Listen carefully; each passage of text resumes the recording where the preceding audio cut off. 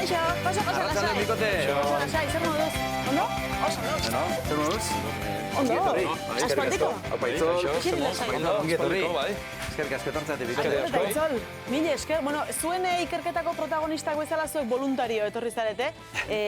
Aitor, kasu hontan gerrara ez telebistara, ezta? Ez, eskerrak. Eskerrak. Baina hori esan behar nizun, gaur egungo ikuspegitik ia pentsa ezina da norbait gerrara voluntario joatea, ezta? Bai, garaioetan oso militanteak ziren, jende asko ja erbestean zeuden, Frantziatik, Belgikatik etorrita, oso politikoki egiten zituzten gauzak gaur egun, politikaki jendeak gizartea ez dakit oso den horrelakoa. Eta Itzol, zuen ikerketako protagonistak gerrara hona etortzeko, gudari internazionalistak, zer motibatu zituen, zer erakarri zituen? Bueno, Aitorrek aipatu bezala, batetik badaukagu profil bat, ja beraien herrialdetatik ja emigratu bezala, kasu hendan kutsu politikoa zutenak, faxismoaren gorakadak Europan, bai Italian, Alemanian, Polonian eta bar, horrek zeramatzan, bai Frantzia eta Belgikara nagusiki erbesteratu bezala egotea, eta bertan gehien ditugunak edokuk behintzat identifikatutak, pixkat ezkerreko ideia, pixkat alderdi komunistari errotutako horiek, pixkat beraien ideologia militante eta pixkat konpromesu antifaxista horrek mugituta nagusik, ez? Bai, eta Aitor, gazteak, orokorrean, 15-30 urte bitarteko gazteak. Bai, hori da, gaztea ez bakarrik, batzu bat zeuden lehenengo gerra mundialean parte hartutako, baina batez ere gazteak ziren, lehen esan bezala asko erbesteatutakoa ja, nondik erregimen diktadoreentatik, alegia Polonia, Alemania, Italia horretikan, kopuru asko bertakoa dira. Eta bastante militantea ja, komunistak, etxuele esan bezala, eta baina ez bakarrik, ez dezagun bakarrik lagin hori. Haien helburua faxismoari aurre egitea zen, Aitzol? Bai, beraiek ere hala dirazten dute, beraien ideologia edo konbikzio politiko horiek azken finean bazekiten beraien herrialdetan zer eukizuten ordura arte, eta orain, kasu honetan, Euskal Herrian edo faxismoari behintzat geldiarazi edo behintzat aurka egin aukera zen einean, ez? Dokumentazio lan handia egin duzu, Aitor? Hemen irudietan ikusten ari garen dokumentu horiek zer dira? Hori da, hainbat artxibotatik atera ditugu, Errusiako ergazpitik, Belgikako artxibotik ere, Salamankatik, nola ez? Salamankan hainbat bidari izan gera, uste dut. 3 aldiz, bai, 3 aldiz, Abilatik ere, Holandatik ere, Berlineko Bundesartxibean ere. Egon berri gara, azkenean harrakatu ditugu hainbat artxibo, ari eitiraka, izen abizen eitiraka, eta hori da lortu izan duguna. Badakigu askoz gehiago ere batzirela, 175 aipatu dituzue, badakigu gehiago ere etorri zirela, baina urte asko pasari da, dokumentazio asko desagertu dute, desagerrarazi dute, edo oraindik orain hor daude, baina ez dituzte katalogatu, edo ez dituzte publiko jarri, eta pozik gaude, 175 ez da gutxi, ez da gutxi.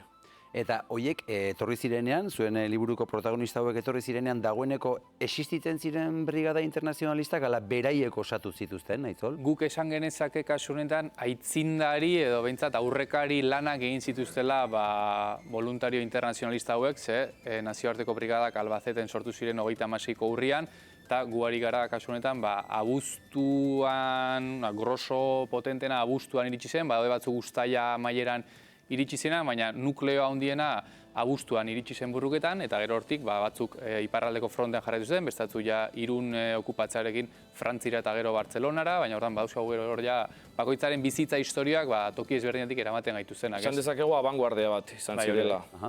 Saretu egin ziren, ez ziren abenturazale batzuko bakanak etorri ziren. Hori da, hasiera batean ideia hori zegoen, bai historiografian, bai gizartean txertaturik, historia, hori, abenturazale batzuk, gazteak, abentura goze bila, eta kontrolatu gara ez baina hemen ere sarea egongo zen, harrera egiteko, ez da? Nagusiki Irungo Avenida Zubian jasotzen zuen Irungo Fronte Popularrak, hor daude Cristobal Errandonea eta Ortega Koronelak eta bar jasotzen zituzten, eta hortik zuzenean, adibidez, mediku lanetan edo biltzenak, Stoutxa eta Brangostinski kasurako frontera mugitzen zuzenean, beste batzuk Donostira leku aldatzen zituzten, lehenengo inskripzioak, zertan bazien adituak, metraiadoretan erabiltzen, lehergailuekin, esperientzia militarra bazuten ala ez, lehenengo kribadori, eta gero hortik behartzen tokitara edo frontetara laguntza gehigarri bezala. Harrera sarea bat zegoen eta gaina taldekatu egiten zituzten, ja, bereien hainbat dokumentuetan ikusi dugu internazionalista nazioarteko jendea bezala ere, ja horrela ja sailkatzen dituzte Frente Popularrak. Los internazionalistas ja bereien izena hori zen, hor bezaterre, taldekatuta, multzokatuta zituzten. Orain, Aitor Aitzolek aipatu du Estera Silverberg Estoutxa izenekoa, ez da? Nortzen Estera, nortzen Estoutxa? Ba, Estoutxaren ibilbidea zoragarria da, izugarria izan da, eta nik uste dut ere abia puntuetako bat izan dela. Pixka bat, ari horri tiraka beste hainbat borrokalariren izena eta bizenak berreskuratzeko. Bera Poloniarra zen, judutarra, komunista, eta hogeita lau urterekin ies egin zuen, hogeita birkin okezpaiz, ies egin zuen Poloniatika, diktadura bat enpean zeudelako, judutarra izanek gainera, eta Belgikan medikuntza ikastena izala, behatza altxa zuen, eta zen zuen ni ere voluntario noa. Hortaz, hala etorri zen, Abraham Gostinskirekin, bere ere bai poloniarra, judutarra, bere kidea, eta horrela etorri zen, Estoutxa honea. Emakume bakarra momentuz, dokumentututa daukaguna, ziurrenik gehiago egongo dira, momentuz Euskal Herria etorritako borrokara atzerritarra, emakume bakarra dugu. Eta 36ko gerran orduan, Aitzol, ze ibilbide izan zuen? Estoutxak? Estoutxak lehenik eta behin Irunera iritsi ziren momentuan ondoren Donostira eman zituzten, hortik Andoainen badakigu, ze badaukagu beraien erregistroa Fronte Popular aldizkarian atera zela. Arrazki batzuk atera dira, mirakutsi dituzu, arrazki batzuk bertan plazan. Andoaingo udaletxe aurreko plazan, hortik Astigarragako frontera leku aldatu zen, eta gero hortik pixkat bere periploak iparraldeko frontean jarraitu zuen, Batallon Perezaguarekin borrokan ibili zen, zauritua izan zen azaroaren batean, hor ere Euskadi Roja aldizkariak jasotzen du nola jartzen du, la voluntaria belga que fue herida en el frente otxandiano. Eta beso batela enjesatuta dakala, bai. Eta gero hortik, pixkat periplo guztia iparraldean, Bizkaian egon, hor Bizkaian ja frontetik beste rol bat hartu zuen, pixkat kazetaritza edo komunikazio alorretik, Mujeres aldizkari antifaxistan erredakzio lanetan ibili zen, hortik bai Durango eta bai Gernikako bombardaketen testigu, Durango nire fusilamendua bertan, fusilamenduet lekuko izan zen, berak kontatzen du, lehenengo pertsonan, bere eskribuetan, hori. Eta gero hortik ja Santanderren asesoritza sovietiko gisa etorritakoei itzulpengintza lanekin aritu, eta ja iparraldeko frontea erortze hartzela, barku bitartez Frantzira, eta gero hortik Kataluniara berriz, eta hor ja itzulpengintza lanekin jarraitua, gerra amaitu arte. Gero resistentziara batzen da, Frantzian, nazien aurka harrapatzen duten naziek, bere semea kontatzen duen bezala, 16 aldiz torturatu zuten, eta, nazien konzentrazio esparro batera bidali zuten, gero, esterminio zelai batera ere bai, eta bertatik... Bertan hil zen edo... Ez, bertatik bizirik atera zen, eta hori guztia kontatuko dugu dokumental batean, izugarrizko... Kasi biziri dagoela, pentsatu daiteke horrendik. Izugarrizko bizitza ibilbide daka. Haze biografia, izugarria. Haze historia. Orain, Estoutxa hemen aurrean bizirik izango bazenute, ze galdetuko zeniokete zuek hainbeste irakurri eta hainbeste ikertuta ero? Dena. Nik dena galdetuko nioke hasieratik bukaerara, bai.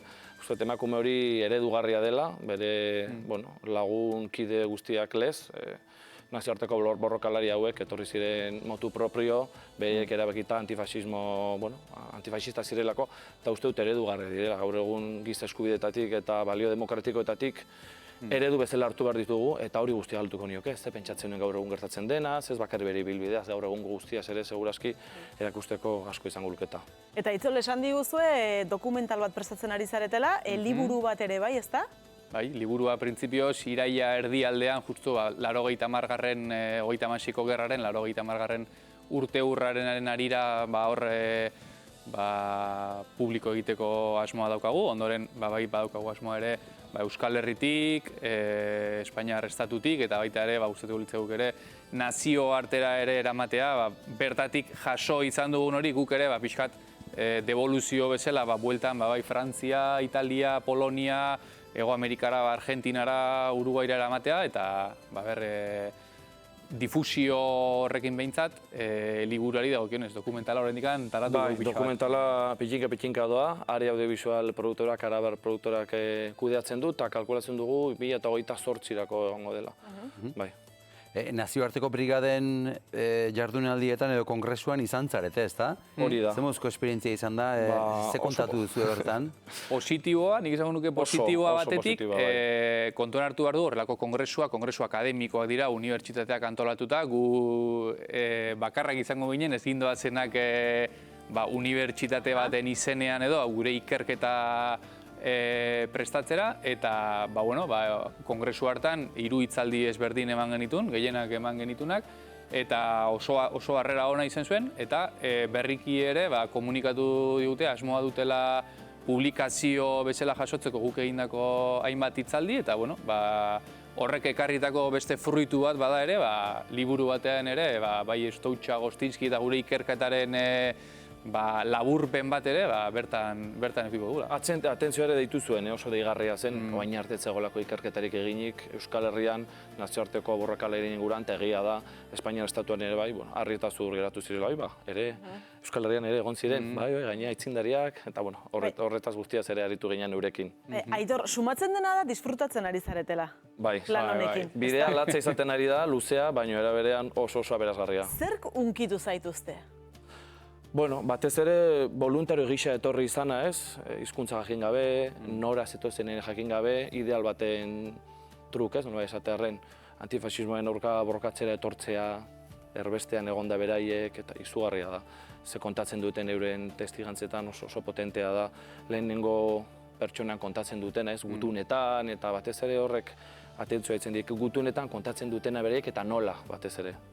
Ez ezaguna zena guretzat orain arte, ez? Guk orain arte izan duguna da, hemen gudari bezala borroketan ibilitakoa, gaur egun ez daukagunak, tamalez bizirik eta oso testigantza urriak ditugunak, izan dere pixkat bultzada bat, nola kanpotik etorrita ona kontatzen diguten Irungo frontean eukitako pasarteak. Edo Urnieta eta Lasarte arteko errepidean nola egoten ziren guardiak egiten eta hori guztia guretzat orain arte kaixoian izkutatuta edo artxibotan bahituta egon den dokumentazio hori berreskuratzea eta gizarteratzea guretzat bada pox bat, ematen digu horrek. Oso ondo zekiten, zertara zetozen, zereinen aurka borrokatzera, bazekiten gero Bigarren Gerrate Mundiala etorriko zela, bazekiten hori guztia eta oso ausartak izan ziren. Horregatik beti esaten dut, eredugarri direla edo eredugarri behartu, bilakatu beharko genituzkeela, gizarteratu nobezatarren gurera ekarri berriro ere